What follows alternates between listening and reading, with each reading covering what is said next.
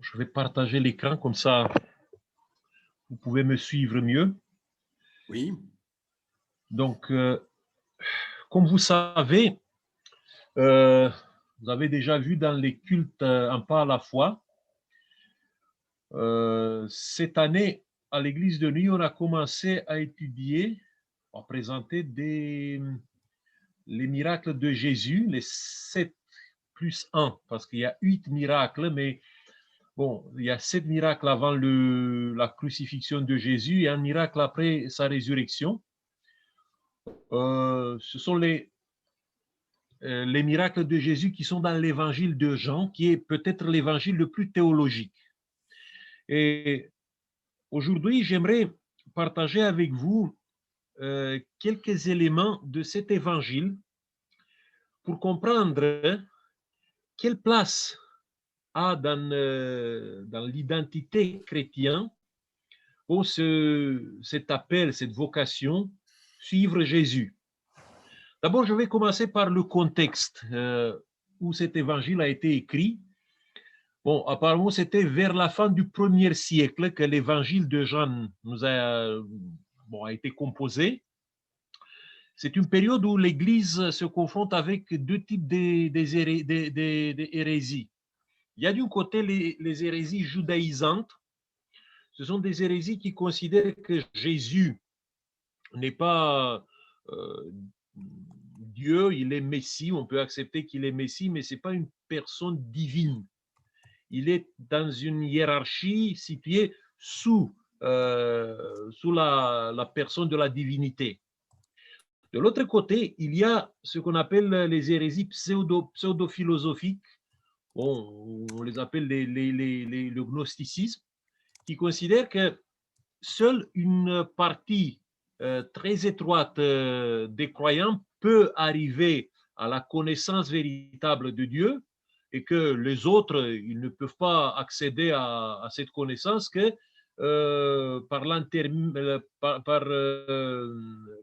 bon, à travers ces gnostiques qui sont capables de comprendre la vraie nature de la divinité. Et pour ces gnostiques, il y a un problème. Leur problème est qu'ils ne peuvent pas admettre la, la perfection de Jésus si Jésus il s'est présenté, il est venu en chair. Et c'est pour ça que, bon, vers la fin du 1er siècle, il y a cette hérésie qui commence à dire qu'en fait, ce qu'on a vu de Jésus, c'était juste une apparence. Ce n'était pas un corps physique que nous avons vu. C'est pour ça que vous trouvez dans l'évangile de Jean certains éléments qui disent que Jésus, il a mangé après la résurrection avec ses disciples, qu'il a demandé à Thomas de le toucher, parce que Jean voulait transmettre cette vérité, cette idée que Jésus a été une personne vraie. C'était un humain 100%. Voilà un peu les courants qui sont en train maintenant de créer dans l'Église chrétienne une certaine confusion. À ces hérésies, il y a les persécutions qui deviennent de plus en plus étendues, surtout à partir de l'époque de Domitien. Le culte de l'empereur devient un élément fort pour l'Empire, pour créer une sorte d'unité. Et bon, ceux qui ne participent pas, ceux qui ne sont pas prêts à faire allégeance d'une manière religieuse à l'empereur commencent à être persécutés, punis. Et pour les chrétiens, il y a une double punition. Bon, les Juifs, à cause de leur révolte contre les Romains dans les années 70, ils commencent à être vus comme des personnes indésirables dans l'Empire. Et comme les chrétiens gardent quand même beaucoup des éléments qui les rapprochent du judaïsme, ils sont considérés comme une secte juive. Donc, ils sont persécutés en tant que juifs, mais ils sont persécutés aussi en tant que subversifs. C'est la pire, on peut dire, c'est la pire des situations qui peut arriver à ce moment au christianisme. On verra quelques années plus tard, avec l'arrivée de l'empereur Trajan, que cette persécution va devenir une persécution aussi inclue dans les lois de l'Empire. Pour l'instant, on n'est pas dans un système juridique qui gère la persécution. C'est plutôt une persécution qui vient un peu de l'humeur de l'empereur. Mais ça devient très, très étendu. Ça se passe à Rome, ça se passe en Asie, ça se passe en Afrique du Nord. Et pour les chrétiens, la pression devient forte avec les hérésies qui circulent. On peut voir un petit peu le contexte où l'auteur de l'évangile de Jean vit. Et parce qu'il y a ces deux situations, ce qui est peut-être le plus inquiétant, c'est la piété des chrétiens qui commence à décliner. On arrive maintenant à la deuxième et même à la troisième génération après les apôtres, et l'identité chrétienne est de plus en plus mise en question. Qu'est-ce que c'est un chrétien maintenant? Et à cette question fondamentale, l'évangile de Jean essaie de répondre dès le début.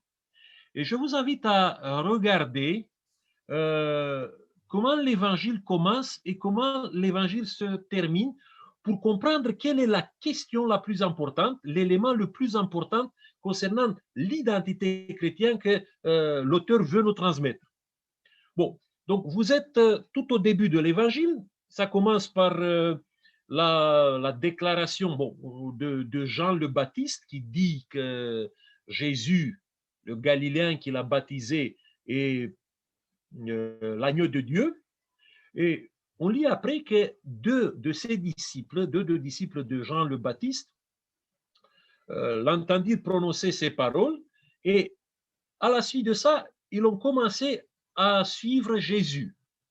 Bon, Jésus se retourne, il voit ces deux personnes. Bon, une des deux personnes s'appelle André, l'autre, nous ne savons pas le nom. Bon, peut-être c'était Jacques, on ne sait pas, ou peut-être c'était Jean, nous ne savons pas exactement qui était la deuxième personne qui était avec André. Et Jésus se retourne vers eux, leur pose la question, mais qu'est-ce que vous cherchez? Et ils disent, nous voulons savoir où tu demeures, nous voulons te suivre. Et Jésus leur dit, venez et voyez. Donc, l'histoire de la mission de Jésus, l'histoire, si vous voulez, des premiers chrétiens, commence par cette invitation de Jésus de les suivre. Le lendemain, on voit de nouveau Jésus sortir, cette fois accompagné par ses deux disciples, plus un. Parce que dans l'après-midi, il y a un troisième disciple qui va s'ajouter aux deux qui ont suivi Jésus, et il s'agit de Simon Céphas, ou Simon Pierre, qui a été invité par André de venir et de se joindre à Jésus. Et le lendemain, ça continue. Donc la création de ce noyau chrétien, ça continue. On dit, Jésus voulut se rendre en Galilée et il rencontra Philippe et il lui dit, suis-moi. Donc, retenez, l'évangile commence par cette invitation de suivre Jésus. Les premiers chrétiens, ce sont des suiveurs, ce sont des gens qui ont décidé de répondre à l'appel de Jésus, de le suivre. Qu'est-ce qui se passe à la fin de cet évangile? Voilà. Bon, je vous rappelle un peu le contexte. On est après la résurrection. Jésus a donné rendez-vous à ses disciples au bord de la mer de Galilée. Ils sont là. Jésus a préparé quelque chose à manger. Il y a un dialogue avec Pierre. Jésus lui pose quelques questions. Bon, et à la fin de ce dialogue qui clôture l'évangile de Jean, Pierre, voilà, Jésus a ces mots pour Pierre. Bon, Jésus dit à Pierre comment il va mourir, comment il va glorifier Dieu, et en ayant ainsi parlé, il lui dit, suis-moi, le verset 19. Pierre regarde et il voit Jean, qui est le disciple que Jésus aimait peut-être le plus, Jean, qui est à côté de Jésus, et il lui pose la question, mais avec lui, moi je sais maintenant comment je vais mourir, mais lui, qu'est-ce qu'il va se passer avec lui? Et Jésus lui dit, si je veux qu'il demeure jusqu'à ce que je vienne, que t'importe? Toi, suis-moi. Oui, le chrétien, il est défini au début de l'évangile de Jean par une réponse à l'appel le plus simple, suis-moi, et à la fin de l'évangile, ça revient. C'est comme un boucle qui se ferme, et le message de Jean, le message de celui qui écrit l'évangile est très simple. Maintenant, un chrétien, s'il veut avoir une identité précise, cette identité ne vient pas de tous ces idéologies qui circulent, mais ça vient d'une réponse donnée à cet appel qui est très simple, adressé par Jésus pendant qu'il a développé sa mission. Suis-moi. Qu'est-ce que ça veut dire suivre Jésus? Bon, ça peut paraître simple ou compliqué. Par exemple, si nous allons dans l'évangile de Matthieu, on voit que Matthieu, il était assis au lieu des péages. C'est un collecteur des taxes qui fait la collecte des divers taxes qui sont qui sont, moi je dis, sont institués dans les provinces romaines. Il s'appelle Lévi Matthieu, et Jésus s'approche de lui, il lui dit, suis-moi, et on voit que cet homme se leva et le suivit. En apparence, c'est très simple, mais en réalité, j'aimerais que vous compreniez qu'est-ce que ça a signifié pour ce Matthieu. Donc, Matthieu, c'est ce qu'on appelle un publicanus. Publicanus, c'était le nom qui était donné en latin dans le premier siècle pour les personnes qui collectaient les taxes, qui collectaient les péages, qui s'occupaient un petit peu avec les impôts dans l'Empire romain. Mais c'était un peu plus qu'un collecteur de taxes. Bon, il y avait les taxes pour l'Empire, mais à ces taxes, il pouvait ajouter en commission, parce qu'il devait vivre de cette commission. Après, si dans la province, dans les lieux où il avait où il développait son travail, où il avait sa juridiction, s'il y avait des travaux publics, il fallait avoir un trésorier. Et les trésoriers pour les travaux publics développés par les Romains étaient aussi un publicanus. Donc, il pouvait obtenir, en dehors de son commission pour les taxes, il pouvait avoir un pourcentage de tous ces travaux que, les autorités romaines faisaient. Par exemple, il y avait la construction d'une route, il y avait des bâtiments publics que l'administration devait construire. Et le trésorier de tout ça, c'était les publicains. Il y avait une troisième source de revenus pour les publicains. Ils étaient en sorte des banquiers, on peut dire plutôt des usuriers, parce qu'ils pratiquaient des intérêts qui étaient énormes. À un certain moment, à Rome, il y avait des gens qui se sont révoltés contre la corporation des publicains parce que les intérêts qu'ils pratiquaient étaient autour de 45% pour le capital emprunté. Donc, c'était beaucoup plus qu'une banque normale. Pour devenir un publicain, un collecteur de taxes, il fallait acheter une licence qui coûtait très cher. Parfois, pour ça, les gens faisaient des crédits et les remboursaient après de leur commission, de leur pourcentage ou des intérêts qu'ils pratiquaient. Donc, c'était quand même une licence assez chère et très difficilement à procurer. Donc, imaginez-vous maintenant Matthieu avec tous ses revenus, avec cette licence qu'il peut-être il a obtenue avec difficulté. Aussi, on voit que Matthieu, il invite Jésus dans sa maison, et là, dans la maison de Matthieu, il y a d'autres collecteurs de taxes qui viennent pour manger. C'était normal. Parce que les collecteurs de taxes, pour se protéger entre eux, il avait créé une sorte d'association, une sorte de corporation. C'était une corporation où il se protégeait, il avait un sorte de chef, comme vous vous rappelez Zachée à Jéricho, il était le chef des publicains de Jéricho.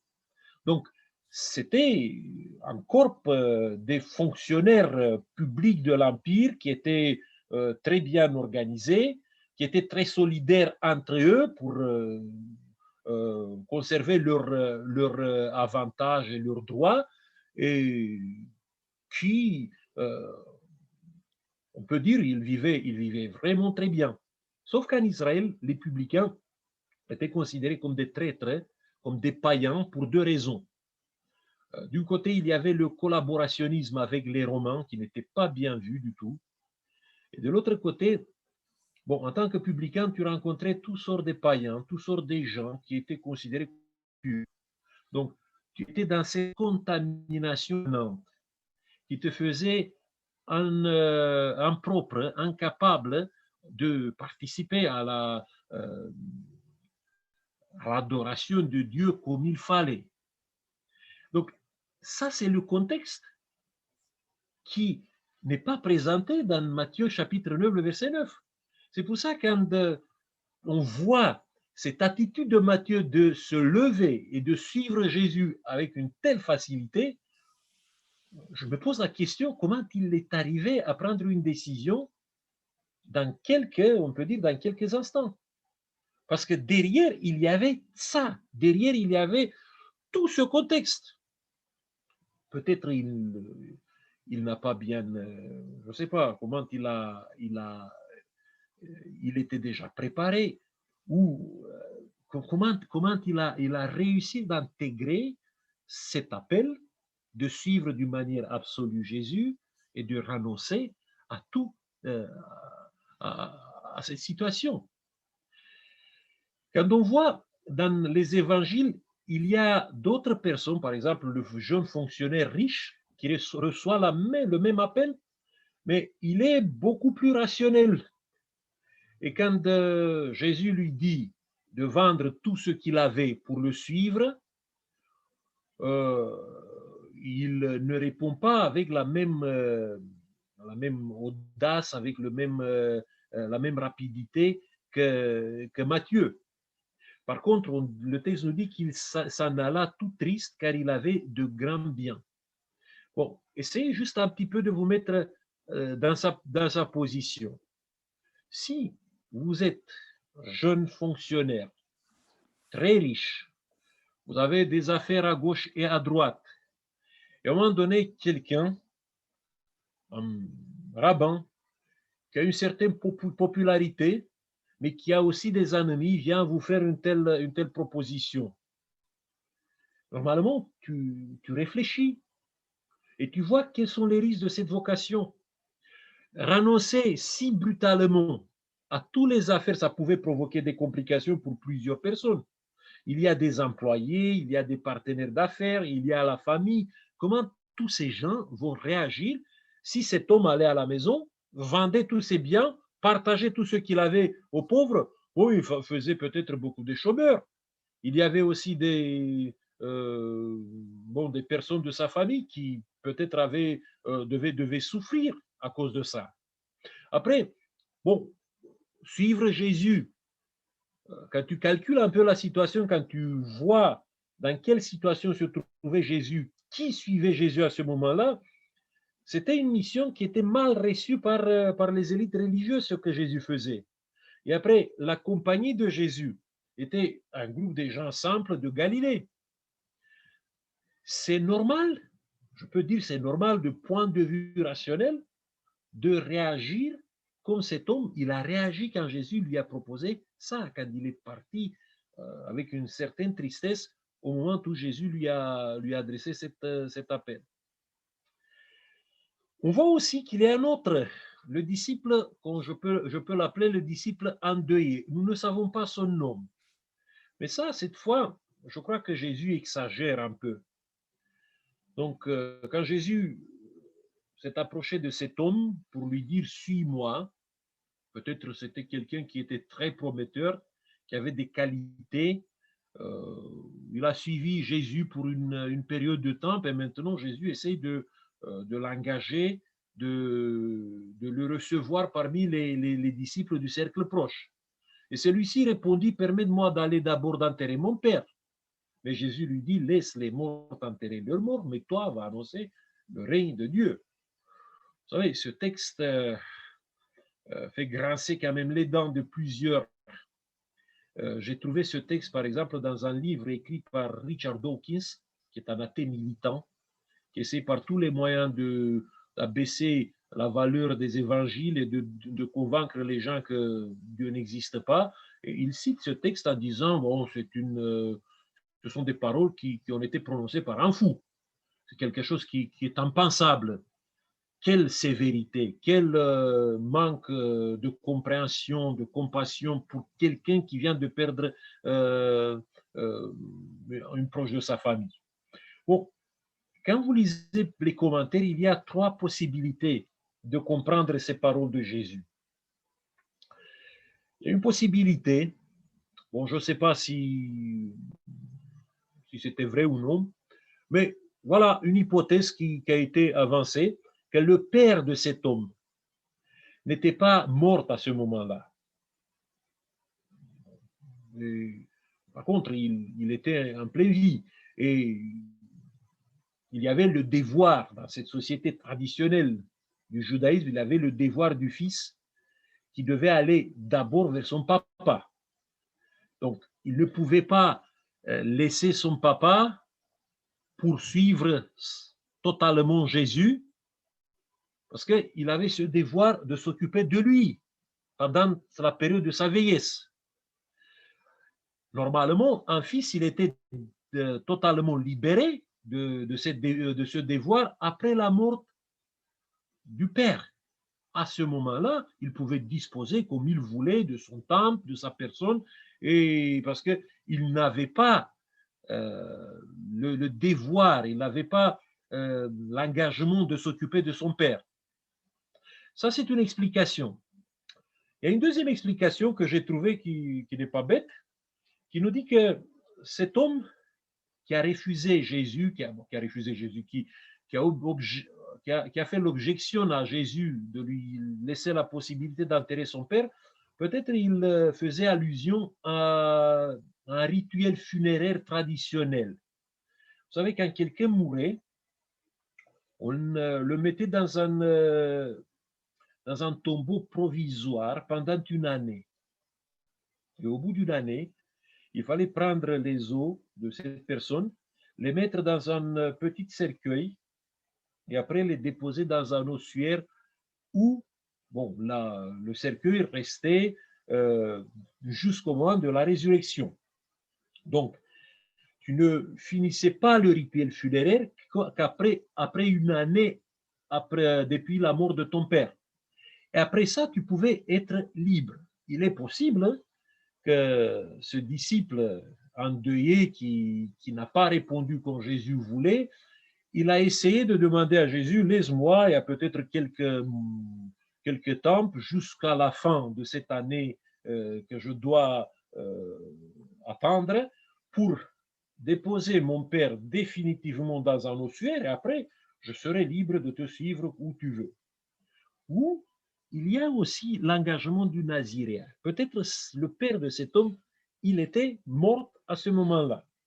Mais vous savez, il y avait chez les Juifs, dans le cadre du judaïsme, il y avait un sort de serment, le serment du naziréen.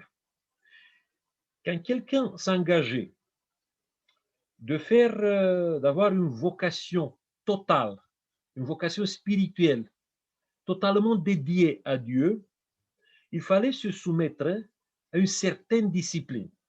Et dans la discipline du naziréen, il y avait ces contraintes. Pendant tout le temps, disait dans le livre des Nombres, pendant tout le temps qu'il a voué à l'Éternel, le naziré ne s'approchera point d'une personne morte il ne se souillera point à la mort de son père, de sa mère, de son frère, de sa sœur, car il porte sur sa tête la consécration de son Dieu. Il est possible que Jésus voulait transmettre à cet homme comme aux personnes qui étaient autour de lui, que si quelqu'un s'engageait pour lui, si quelqu'un était prêt à le suivre, il fallait prendre au sérieux ça, plus qu'un, si vous voulez, au moins de la même hauteur, comme le serment du Naziréen. Il est possible que Jésus fait référence à ça. Mais quoi qu'il soit, l'explication pour cet appel de Jésus, suis-moi, ce que je veux remarquer ici, c'est le fait que suivre Jésus ne signifie pas d'avoir une réponse simple. C'est assez complexe comme réponse et c'est assez compliqué. Regardez encore quelques passages, quelques textes que vous trouvez dans les évangiles, où Jésus nous met en garde si nous voulons prendre la route qu'il a prise, si nous voulons le suivre sur sa route. Il y a cette route n'est pas facile, cette route ne sera jamais populaire parce que c'est la porte d'entrée est étroite, le chemin est très serré et il y a très peu de gens qui trouvent ce chemin. Donc, au moment où quelqu'un accepte de suivre Jésus, il faut accepter le fardeau de la solitude, de la singularité de sa vie. Aussi, il faut choisir à donner une priorité absolue, exclusive, comme un naziré à Jésus au moment où tu prends cette décision de le suivre. Et il y a aussi ce texte de Luc, chapitre 9, le verset 57 à 58. Bon, une sorte de réponse peut-être à quelqu'un qui était un peu trop zélé, mais qui n'avait pas les meilleures intentions, qui viennent vers Jésus en disant « Je te suivrai partout où tu iras ». Et Jésus lit dans ses paroles un peu un désir d'obtenir un avantage, peut-être un avantage matériel. Et Jésus lui répond que si tu acceptes une vie qui est construite sur les valeurs spirituelles, si tu acceptes de le suivre, ça sera une vie qui est construite sur les valeurs spirituelles. Ce n'est pas une vie où les valeurs matérielles et le succès personnel est garanti. Voilà pourquoi moi je m'insurge parfois contre la théologie de la prospérité. Parce que des fois, les gens quand disent ah, si tu suis Jésus, tu vas avoir les poches pleines d'argent, tu vas avoir le succès dans ta vie personnelle. Ce n'est pas vrai. Quand je lis ce texte-là, ce texte me dit que les valeurs de Jésus, ce sont des valeurs spirituelles, pas des valeurs matérielles. Et si nous avons un jour la possibilité de bénéficier des valeurs matérielles, ça sera peut-être le bonus, un bonus que Dieu peut nous donner dans notre existence. Mais ce n'est pas ça que nous obtenons au moment où nous décidons de suivre Jésus. Mais l'appel le plus choquant que nous pouvons entendre de la bouche de Jésus, il est adressé apparemment avec 6 mois avant la fin de sa mission, avant sa crucifixion. Tous les évangiles synoptiques, donc Matthieu, Marc et Luc, présentent cet appel dans le même contexte. Donc, au bout de 3 ans de mission, Jésus demande aux disciples de sortir du territoire de la Galilée et d'aller se reposer dans les terres d'une province qui s'appelle la Césarée de Philippe. Et il arrive là-bas, et dans l'atmosphère paisible qui est maintenant entre le maître et ses disciples, Jésus lui pose une question. Et la question est sur son identité. Bon, d'abord, il commence avec la question qu'est-ce que les gens disent de moi, qui croient les gens que je suis. Et il pose la question qui le préoccupe le plus. Mais vous, qui vous croyez que je suis? Et il y a cette déclaration de Pierre qui dit que toi, tu es Christ, le Fils de Dieu vivant. Et Jésus lui réplique que cette déclaration représente la Petra en grec, ça veut dire la, la pierre, mais pas dans, c'est dans le sens de du rocher. C'est sur ce rocher. Ça veut dire la déclaration de Pierre, la conviction, la découverte de Pierre que Jésus va construire sa communauté, son Église. À partir de ce moment, il y a deux choses que Jésus commence à dire à ses disciples, et pas seulement à ses disciples, mais aux gens qui le suivent. D'abord, il commence à parler de sa passion. Et deuxième chose que Jésus prononce après ça, c'est l'appel de le suivre, mais cet appel est très choquant. Et tous les évangélistes nous l'ont retenu presque de la même manière. Voilà l'appel. Bon, dans l'évangile de Matthieu, on nous dit que cet appel a été adressé aux disciples. Si quelqu'un veut venir après moi, qu'il renonce à lui-même, qu'il se charge de sa croix et qu'il me suive. Dans l'évangile de Marc, on nous dit que Jésus a appelé la foule avec ses disciples et il a dit les mêmes choses. Si quelqu'un veut venir après moi, qu'il renonce à lui-même, qu'il se charge de sa croix et qu'il me suive. Et Luc précise que cet appel a été adressé à tous. Si quelqu'un veut venir à ma suite, qu'il se renie lui-même et prenne sa croix, chaque jour sa croix et qu'il me suive. À mon avis, il est possible que Jésus a répété cet appel après ce moment où il est convaincu maintenant que les disciples ont réalisé sa vraie identité. Je crois que Jésus l'a prononcé plusieurs fois. Et à chaque fois, cet appel a créé la stupéfaction. Parce que quand vous l'analysez, ce n'est pas simple. Qu'est-ce que ça veut dire renoncer à soi-même? Bon, j'ai lu un livre qui essaie de combattre Jésus, d'abaisser Jésus, et il disait que bon, cet appel, c'est une déclaration, c'est la déclaration d'un fanatique. Parce que ça fait référence peut-être à une instabilité psychologique assez grave. Jésus nous appelle à changer de personnalité. Et si nous changeons maintenant de personnalité, ça c'est le signe d'un désordre psychologique très grave. Bon, est-ce que Jésus veut qu'on devienne tous fous, que nos éléments spécifiques disparaissent, ça nous transforme tous dans le même type de croyance? Je ne crois pas.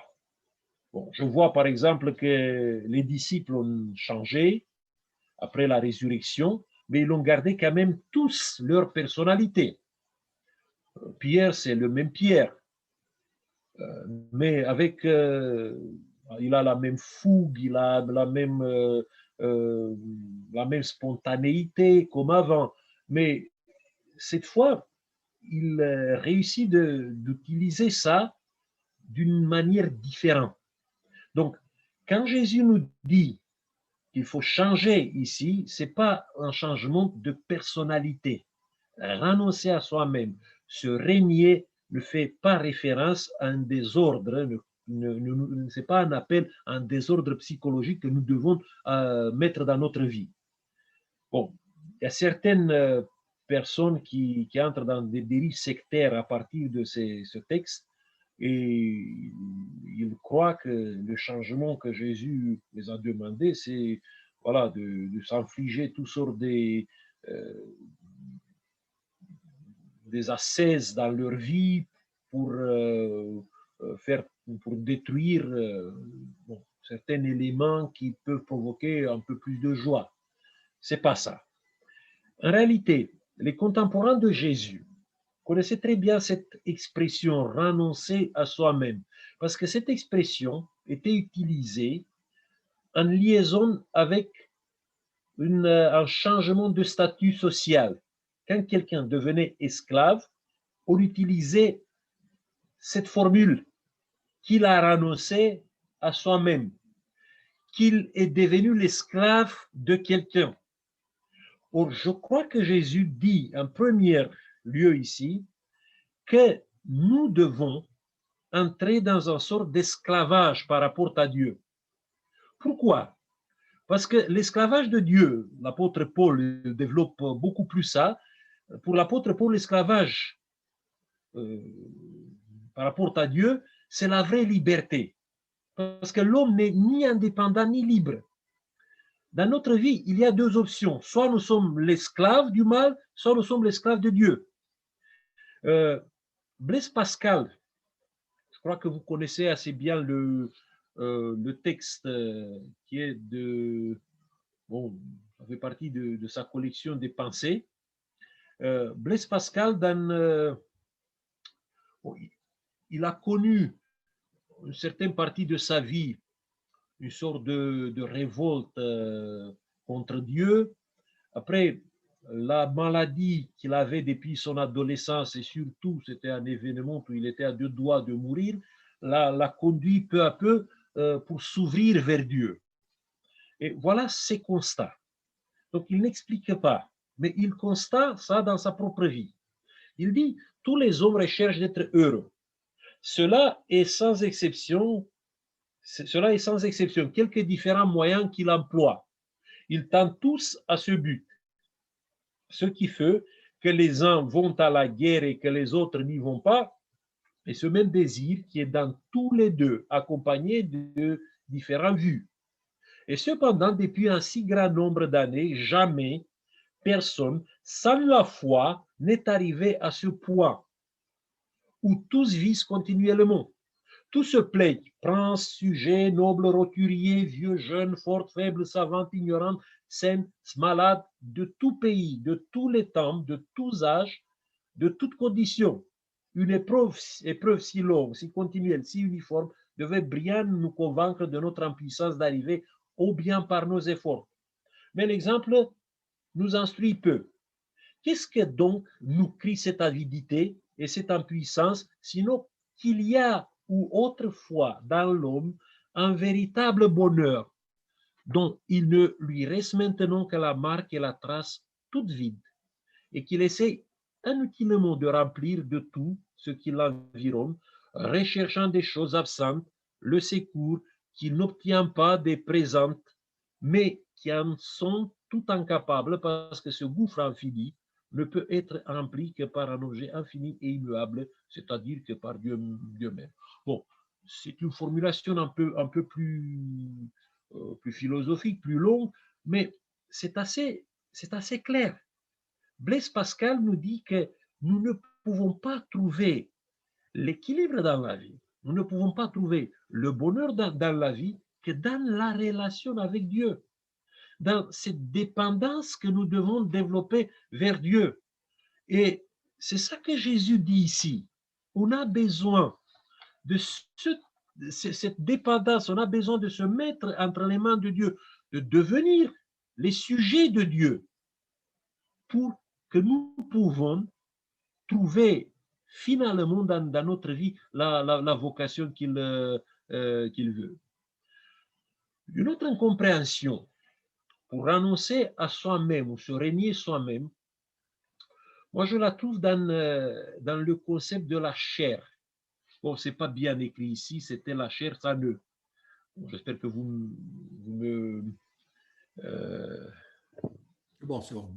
me pardonnez, parce que bon, j'ai écrit un peu à la hâte, avec rapidité. Donc, c'est le concept de la chair qui se trouve dans les épîtres de l'apôtre Paul, qui est la nature humaine corrompue par le péché. Eh bien, cette nature humaine que le péché a corrompue a développé en nous ce que je peux appeler une sorte d'ego toxique. Et cet ego toxique génère une mentalité, un comportement qui nous affaiblissent spirituellement. cet ego, cette chair que le péché a mis en nous, ça génère des émotions négatives, manque de volonté pour changer un bien, des gestes et des attitudes insupportables. Et si vous essayez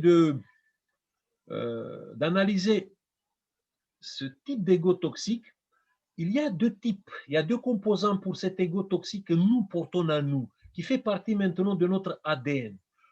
Il y a une partie que je peux l'appeler l'ego addictif et une autre partie que j'aimerais le nommer l'ego luciférien ou narcissiste. Bon, pour définir un peu l'ego addictif, je peux inclure ici les passions destructives, les addictions qui nous dominent, qui nous attirent, bon, qu'on les identifie comme les ennemis de notre existence, mais que nous ne pouvons pas se défaire. On n'a pas la volonté, la force pour sortir de ça, même si nous avons l'impression, l'illusion que demain on va sortir de ce type d'ego addictif. Non, mais il est là, il se gonfle, il devient de plus en plus fort, et au fur et à mesure que ces passions destructives trouvent la place à nous, cet ego addictif peut prendre toute, peut devenir comme une sorte de tumeur cancéreuse qui détruit peu à peu bon, tout ce qui est, qu'on peut dire, tout le bien qui est à nous.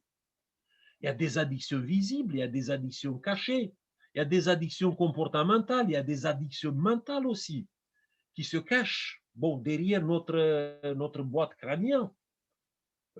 Sortir de cette prison est beaucoup plus difficile qu'on s'imagine. C'est pour ça qu'à un moment donné, l'apôtre Paul, quand il analyse sa vie, quand il analyse ce qu'il veut faire et qu'il ne peut pas faire, bon, il sort un cri un peu de douleur, un cri de désespoir. Mais qui va me délivrer de toutes ces choses-là?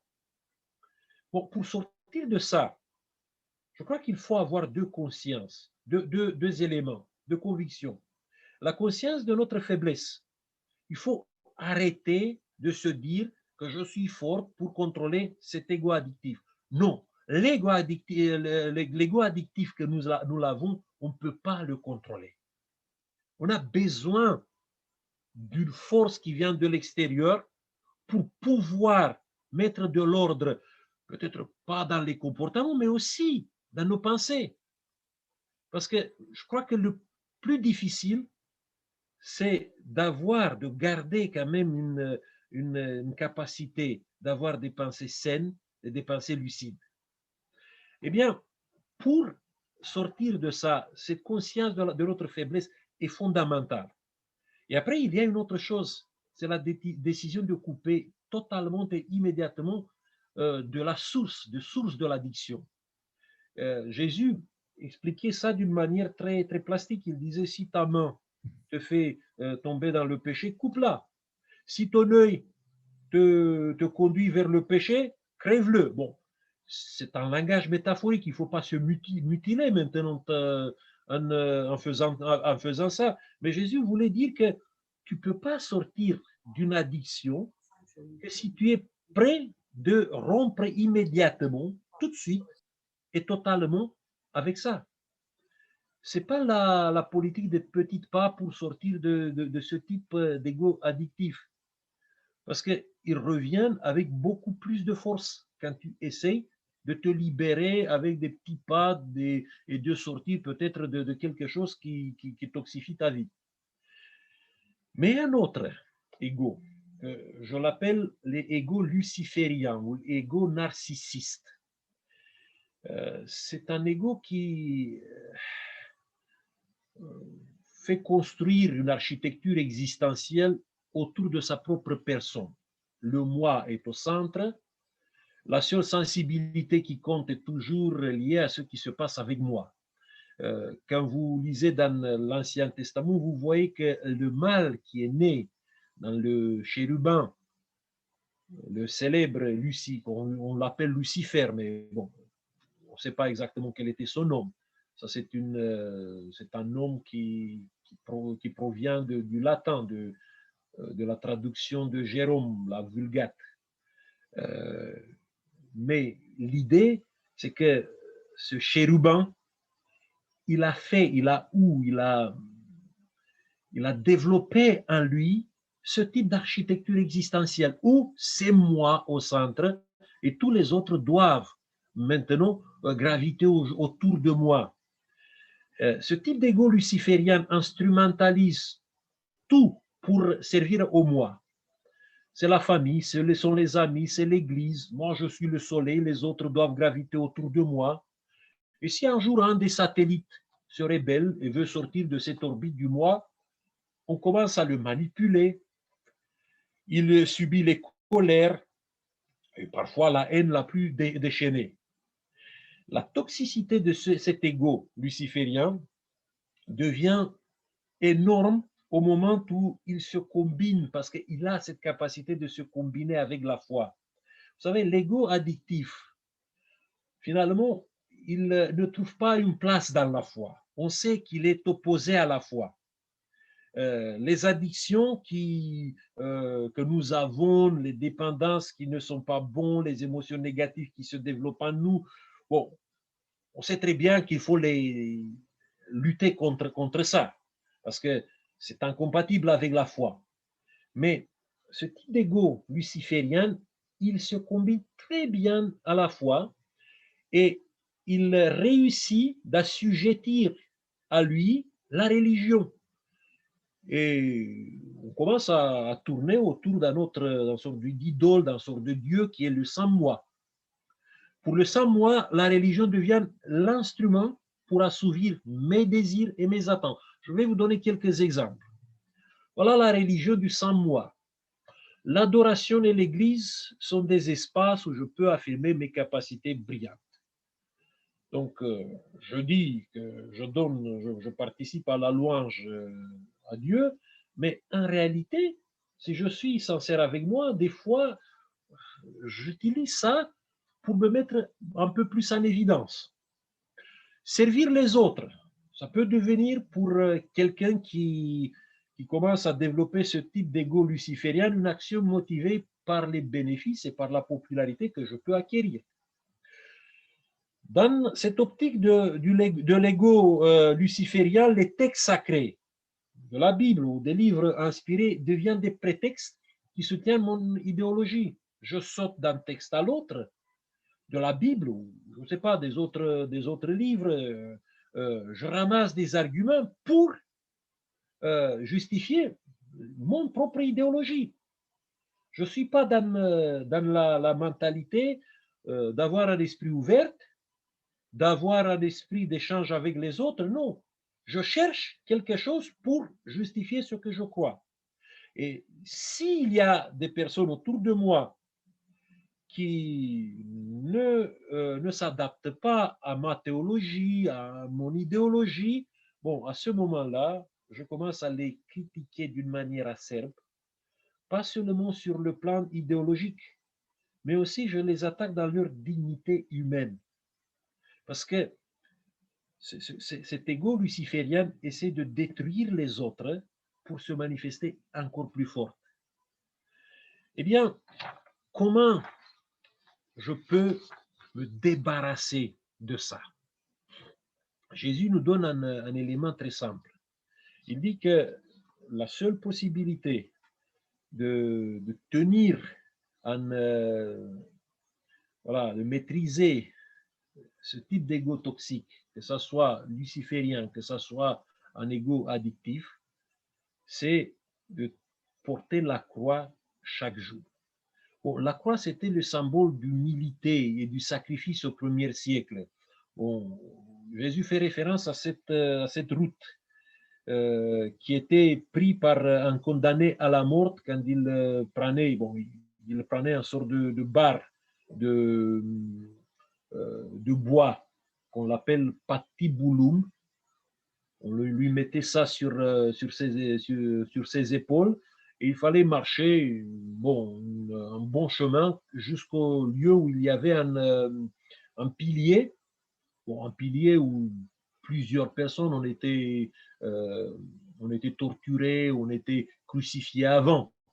Et pendant cette route, quand tu portais ce patibulum sur tes épaules, il y avait toute une foule autour de toi qui crachait sur toi, qui jetait toutes sortes de choses, qui criait, qui te disait des mots très, très durs. Et tu devais affronter ça jusqu'au bout et après, bon, te soumettre pendant quelques jours à un supplice terrible. Bon, finalement, tu mourais par l'étouffement. Mais Jésus dit que le chrétien doit vivre sa vie dans cette humilité, dans cet esprit de sacrifice. Et pour ça, il faut que le centre de gravitation mute du moi vers lui. Le problème est que c'est difficile de faire ça et de changer ça, vous savez, dans une religion du devoir, comme la religion du devoir qui existait à l'époque de Jésus. Ou dans une religion perfectionniste, où les gens cherchent en sorte d'obtenir une sorte de discipline personnelle, d'obtenir des performances de plus en plus hautes pour eux-mêmes. Il faut se diriger vers un autre type de religion. Je vais vous illustrer ce type de religion, ce type d'engagement par une histoire. Bon, peut-être vous avez entendu de cette histoire. Bon, il y a un bout de l'histoire de la Russie.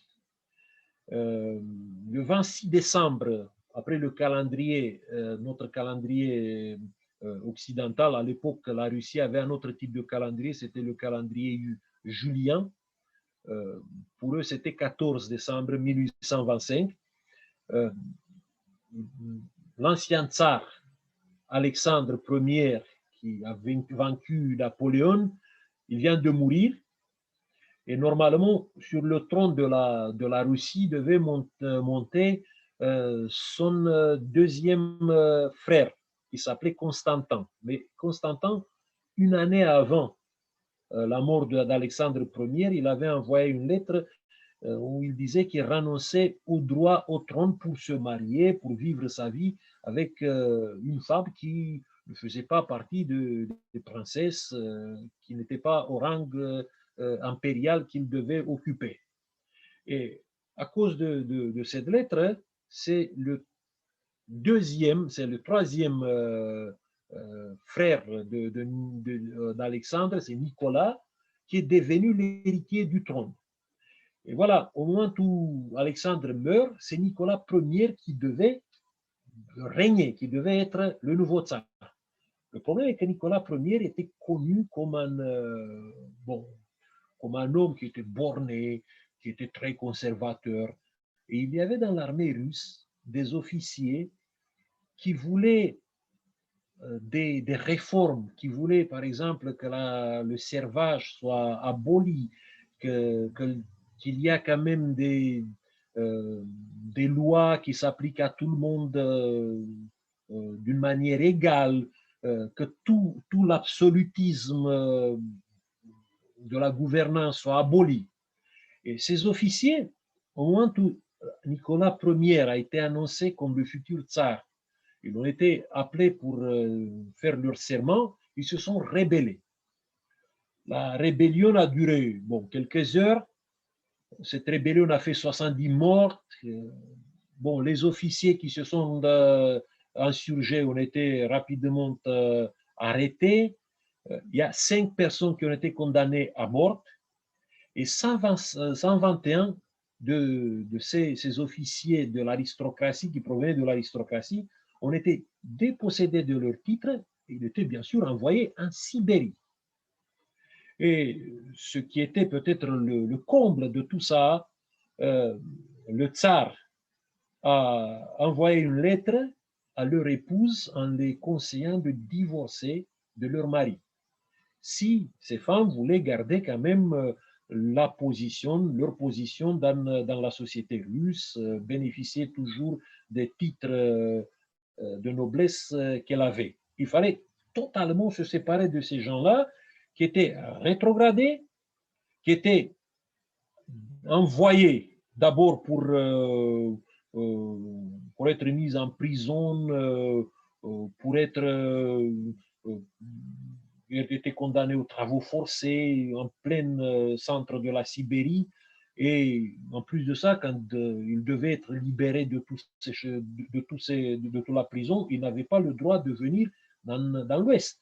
Il fallait rester là à vie, dans le froid de la Sibérie, dans des conditions affreuses, et en ayant le statut de simple paysan. C'était tout.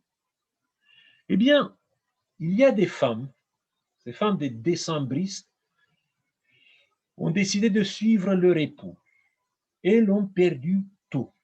Vous avez ici deux photos de deux femmes qui sont mortes en Sibérie parce qu'elles ont décidé de suivre leurs époux et certaines leurs fiancés dans des conditions épouvantables. Certaines ont attendu 15 ans pour que leur époux soit libéré de la prison. Et après, ensemble, on réussit de construire quelques maisons dans les environnements. Ce qui a poussé ces femmes à faire ça, c'était l'amour qu'elles avaient pour leur mari. Voilà, par exemple, cette femme, c'est la princesse Troubetskoy, qui était une Française, s'appelle Catherine de Laval, qui était mariée avec un prince russe, et elle a choisi de suivre son mari au fond, au froid de la Sibérie. Et pour certaines familles, cet exil a duré 36 ans. Ces deux femmes ne se sont jamais retournées vers l'Ouest. Leurs tombeaux sont là, mais elles ont réussi de construire là une vie. Parce qu'aujourd'hui, si vous allez dans une ville qui s'appelle Irkoutsk, en Sibérie, voilà, il y a tout un quartier. Il y a ce quartier qui s'appelle le quartier des décembristes.